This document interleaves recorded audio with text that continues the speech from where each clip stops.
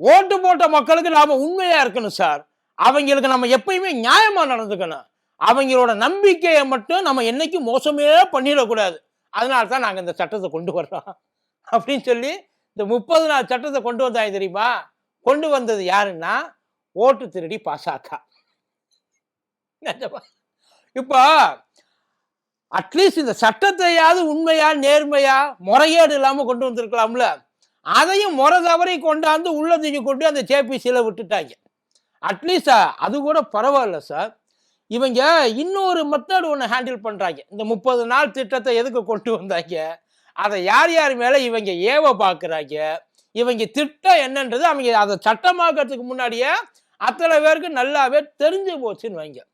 இதுல முக்கியமான இன்னொரு விஷயம், இந்த பாசகவோட டெக்னிக் என்னன்னா, ஒன்னே ஒன்று, அந்த அப்பா படம் பார்த்துருக்கீல்ல, அதுல ஸ்கூல்ல ஒரு பிள்ளைய அடிச்சு கொண்டு விடுவாங்க பையனை. அந்த பையனை பத்தவங்க அலறி அடிச்சுட்டு ஓடி வந்து ஒரு வேகத்தோட வருவாங்க. இதே வேகத்தோட வந்தாங்க அப்படின்னா நம்மளை இவங்க வேற மாதிரி டீல் பண்ணுவாங்க. சிச்சுவேஷன் நம்ம கையை மீறி போயிடும் அப்படின்றதுக்காக அவங்கள அங்கங்கே அலைக்கலைக்க வச்சு அப்படியே அவங்க உடம்புல உள்ள சத்தையெல்லாம் உறிஞ்சி ஒண்ணுமே இல்லாம நிக்கிறப்ப அவங்களோட எண்ணம், பாடியவாது கொடுங்கடா, நான் தூக்கிட்டு வீட்டுக்கு போறேன் அப்படின்ற ஒரு எண்ணத்துல கொண்டாந்து நிப்பாட்டி வைப்பாங்க இல்ல. அதுதான் பாசகவோட டெக்னிக், வேற எதுவுமே கிடையாது. இந்த 30 நாள் சட்டம் உண்மையிலேயே வந்தா என்ன நடக்கும் தெரியுமா? வாங்க பார்க்கலாம்.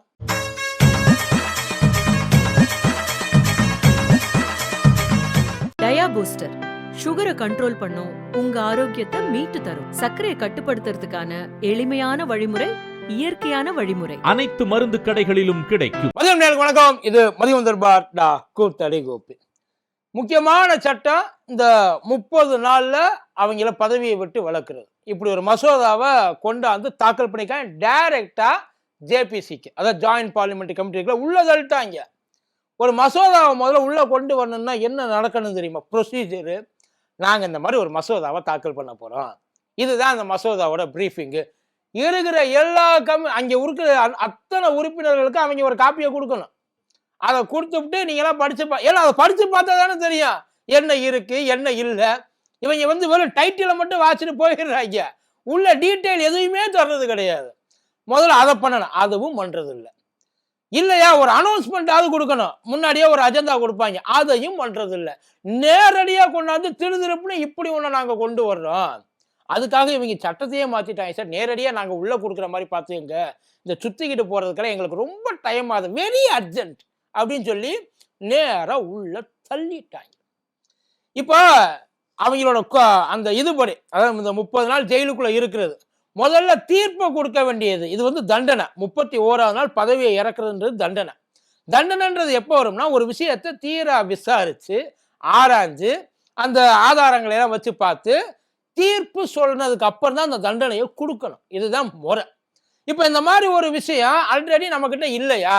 இப்போ இந்த சிஎம் அமைச்சர்கள் இவங்கெல்லாம் தப்பு பண்ணாங்கன்னா அவங்கெல்லாம் வந்து கடைசி வரைக்கும் அந்த பதவியில இருப்பாங்களா?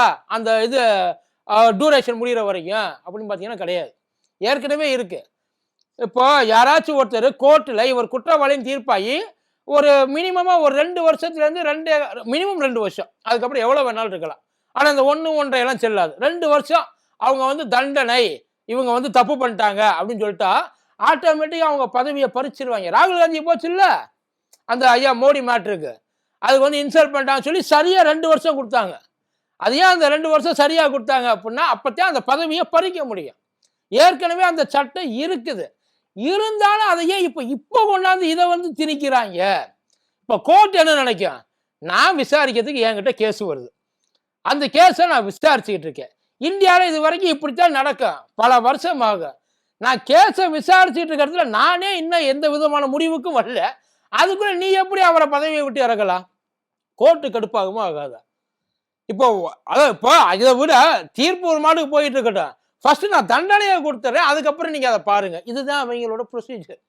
இப்போ இவங்களோட அந்த அந்த 30 நாள் சட்டத்துக்கு ஒரு பேச்சுக்கு சொல்றேன். பாசகல கிட்டத்தட்ட ஒரு 27%, அதாவது அவுட் ஆஃப் 71 28 பேர் மேல இதே மாதிரி சீரியஸ் சார்ஜஸ் இருக்கு. அந்த அமைச்சரவையில் இருக்கிற அமைச்சர்களுக்கு சொல்றேன், அதுல மர்டர் கேஸும் அடங்கும். அது இல்லாம வந்து இந்த இது பெண்கள் கேஸு, அதுக்கப்புறம் இந்த ஃபினான்சியல் ஃப்ராடு கேஸு, இதெல்லாமே உள்ளுக்குள்ள இருக்குது. இது அத்தனையுமே சீரியஸான சார்ஜஸ் தான். ஆனா இது வரைக்கும் எங்கேயாச்சும் யாராச்சும் அவங்கள அரெஸ்ட் பண்ணி பார்த்துருக்கீங்களா? கஸ்டடியில எடுத்து பார்த்துருக்கீங்களா? என்கொயரி நடந்து பார்த்துருக்கீங்களா? ஏன் இந்த கேஸ் எல்லாம் இருக்கு. ஒண்ணு அந்த கேஸை எடுத்து நடத்து, இல்லையா டிஸ்சார்ஜ் பண்ணு. இல்லைங்க இது வந்து ஒரு ஜோடிக்கப்பட்ட வழக்கு, இவங்கெல்லாம் அப்படி கிடையாது, அதை சொல்லியும் கூட கோர்ட்டு அவங்கள வந்து அந்த கேஸ் வந்து ரிலீவும் பண்ணலாம். ஆனா அதுவும் இல்லை. அத்தனை பேர் மேலேயும் அந்த கேஸ் அசராம அப்படியே இருக்குது. என்னைக்காச்சும் போயிருக்காங்களா? முதல்ல போடுறா அந்த சீரியஸ் அஃபென்ஸ் அதைத்தான் சொல்றாங்க. கேஸ் இருக்கலாம், கேஸ் இருந்தாலும் 30 நாள் உள்ளுக்குள்ள ஜெயிலுக்குள்ள இருந்தா 31வது நாள் பதவி போகும். கேஸ் இருக்கலாம், அரெஸ்ட் பண்ணாம கேஸ் இருக்கலாம். உள்ளதுக்கு போல நீதிமன்ற காவல்ல வைங்க, அவரை விசாரிங்க. ஒண்ணு இல்லை, இந்த பிஎம்எல்ஏ ஆக்ட் நம்ம செந்தில் பாலாஜி இருந்தாப்புல மாச கணக்கா இருந்தார். இப்ப அந்த கேஸ் படுத்து கிடக்கு. அரவிந்த் கெஜ்ரிவால் அவரும் உள்ளுக்குள்ள 1 மாதத்துக்கு மேல கடந்தாப்புல, கரெக்டா அந்த எலெக்ஷன் டைம்ல. அதுக்கப்புறம் வெளியில வந்ததுக்கு அப்புறம் அந்த கேஸ் என்னாச்சுன்னு அது வரைக்கும் பயங்கரமா நோண்டி பிதிக்கெல்லாம் எடுத்தாங்க. ஹேமந்த் சோரனு கிட்டத்தட்ட அதுவும் அதே தான். இதுல வந்து கொஞ்சம் இதுவா மாறி கொஞ்சம் தெம்பா இருக்கிறவர் ஹேமந்த் சோரன் மட்டும்தான். ஏன்னா அவர் மட்டும்தான் வெளில வந்து கொஞ்சம் பவர்ஃபுல்லா இன்னமும் இருக்கிறார். மற்றபடி எல்லாத்தையும் அடங்கி ஒடுங்கி சத்தமே இல்லாம ஆக்கி வச்சுட்டாங்க. இதுதான் அந்த 30 நாளோட சாராம்சம் சார். ஒன்றும் இல்லை, நம்ம நிதிஷ்குமார் ஐயா அவர் மேல கொலை கேஸ் இருக்குது, பீகார் சிஎம். இந்த பக்கம் நம்ம சந்திரபாபு ஐயா ஒரு ஸ்கேம், இப்போ ரீசெண்டா ஒரு ஸ்கேம் ஆச்சு. அது என்ன ஸ்கேம்? ஸ்மார்ட் ஏதோ ஒரு ஸ்கேம். அந்த ஸ்கேம்ல தூக்கி முதல்ல உள்ள வைக்கிறதுக்கான வேலைகளை பார்த்தாங்க, பெருசா வெடிச்சிச்சு. ஆனா அதுக்கப்புறம் ஐயா வந்து இனி நான் தான் தாங்க போகிறேன் ஐயா மோடி அப்படின்னு சொல்லி அப்படி தூக்கி தோலை கொடுத்து நிப்பாட்டினாப்புல பார்த்தீங்களா? அதுக்கப்புறம் ஐயா ஒட்டு மொத்தம் அந்த கேஸை ஊறி விட்டான். அந்த பக்கமே போல ஈடியா போய் சப்மிட் பண்ணிச்சுப்பா. இவருக்கு நாயுடுக்கும் இந்த ஸ்கேமுக்கும் எந்த சம்மந்தமும் இல்லை. இதே மாதிரி ஏகப்பட்ட பேர் இருக்காங்க, நிறைய பேரை சொல்லலாம். நம்ம மேற்கு வங்கத்தை எடுத்துக்கிட்டோம்னா ஐயா சுவேந்த அதிகாரி எப்படி மாறினாப்புல, நம்ம இவரு அஜித் பவார் என்னென்ன கேஸு, ஐயா இவர் ஹேமந்த் பிஸ்வரா அவர் கேஸு எல்லாமே இவங்க எதிர்கட்சியா இருக்கிறப்ப பாஜகவை ரொம்ப தீவிரமா இருக்கிறப்ப இவங்களெல்லாம் வந்து குற்றவாளிகள் நாங்க. ஆனா என்னைக்கு இவங்க எல்லாம் வந்து உள்ளுக்குள்ள போனாங்களோ அன்னைக்கு போனதுக்கு அப்புறம் இவங்கெல்லாம் தீர்க்க தரிசிகள், தூய தேவர்கள், என்ன அப்பழுக்கற்றவர்கள், இவங்களுக்கெல்லாம் ஃப்ராடுன்னா என்னன்னே தெரியாதப்பா அப்படின்ற அளவுக்கு ஆளுகளை மாற்றி விட்டு நம்மளை நம்ப வச்சாங்க. கேஸ் எல்லாம் டிராப் ஆக ஆரம்பிச்சது, வாபஸ் வாங்க ஆரம்பிச்சாங்க. இவங்களை நம்பி எங்க நீங்க கொண்டு போய் போடுறது? போற மாதிரி இருந்தா ஏன் ஐயா அமித்ஷா அவரு இன்னமும் கேஸ் இருக்கு, அவர் மேல ஹேட் ஸ்பீச் இருக்கு. எப்படி ராகுல் காந்தி மேல ஹேட் ஸ்பீச் போட்டாங்களோ ஐயா அமித்ஷா மேலே ஹேட் ஸ்பீச் இருக்கு. இன்னும் ஒரே ஒரு ஆள் மேலதான் போடல, ஐயா மோடி மேல. ஐயா மோடி மேல போடுறாங்க எவ்வளவோ வழக்கல். யாரு போட முடியும்? யாரு கேஸ் எடுத்துக்குவா? யாரு போய் அரெஸ்ட் பண்ணுவா? பண்ண முடியுமா? இது பிரதமருக்கும் பொருந்தும்னு பெருசா பேசுறாங்க. பொருந்தும், ஆனா யாரு போயிட்டு அதை ப்ரொசீஜர் பண்றது?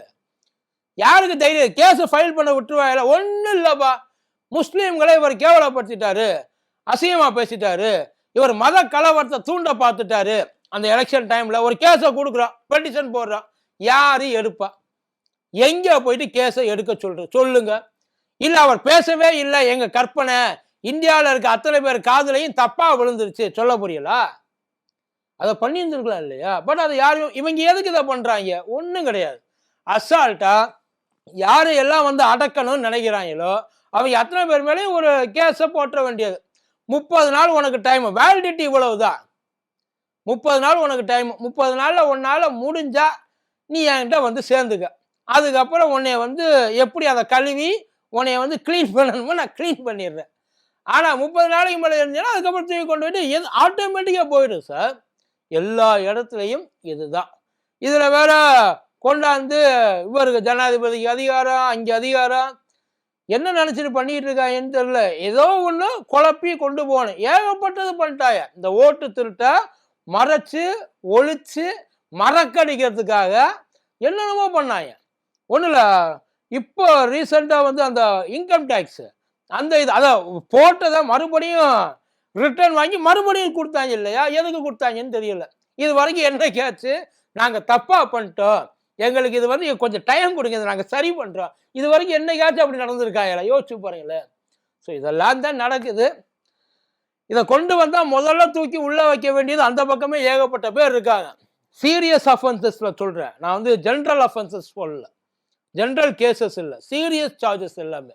சார் ஒரு கேஸை குற்றவாளின்னு தீர்ப்பு ஆனதுக்கப்புறம் அவனுக்கு தண்டனை கொடுக்கறது நியாயம், கொடுக்கணும். கொடுக்கலன்னா தான் அது அநியாயம். ஆனால் இவன் குற்றவாளியா இல்லையான்னு தெரியாமலே அவனுக்கு தண்டனையை கொடுத்துவிட்டு அதுக்கப்புறம் அவனை, சார் பாலிடிக்ஸை பொறுத்த வரைக்கும் 10 நிமிஷம் நீ பதவியை விட்டு போயிட்டேன்னா போதும், முடிஞ்சிடும், சீன் ஓவர். அதுக்கப்புறம் நீ திரும்ப முதல்ல இருந்து ஆரம்பிக்கணும். இந்த கவுண்டமணி அண்ணன் ஆரம்பிப்பார்ல, உனக்கு மாதம் 50 ரூபா சம்பளம், 3 ட்ரெஸ்ஸு செட்டு தருவோன்ட்டு, அதே மாதிரி தான் அந்த நிலைமை மறுபடியும் அப்படியே அப்பேற்பட்ட இடம் இது.